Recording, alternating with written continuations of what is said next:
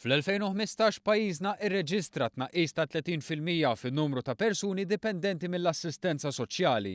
Dan fl-istess sena li fiha pajjiżna kellu tkabbir ekonomiku rekord u meta l-qatt naqas għall-inqas livell minn mindu bdiet tinġabar l-istatistika. Fil-fatt stqarrija tal-Uffiċċju Nazzjonali tal-Istatistika maħruġa l-ewwel darba turi kif il-persuni dipendenti mill-assistenza soċjali issa niżlu għal-inqas minn 7,000. Għamel enfasi dwar dan il-Prim Ministru Joseph Muscat fi tweet li fiha tenna li l-edukazzjoni u x-xogħol huma l-aqwa policies għall-mobilità soċjali. L-andament b'saħħtu fis-suq tax-xogħol joħroġ ukoll mill-fatt li dawk li jieħdu l-benefiċċju għal qatt u l-assistenza speċjali għal nies qiegħda waqgħu għall-inqas minn 2200 u 490 rispettivament. Fl-2013 dawn kienu kważi 3200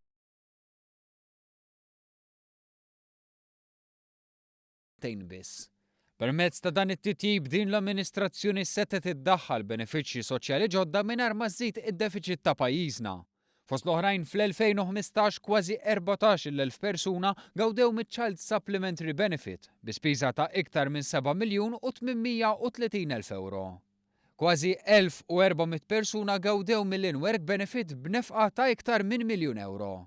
U fit-tieni sena tiegħu ingħataw iktar minn 5 miljun u 400,000 euro għal 2,100 persuna li qabel kienu fuq ir-reġistru tal-qatt u li llum ħarġu jaħdmu u għadhom jirċievu parti mill-benefiċċju li kienu jieħdu qabel, jiġifieri it-tapering.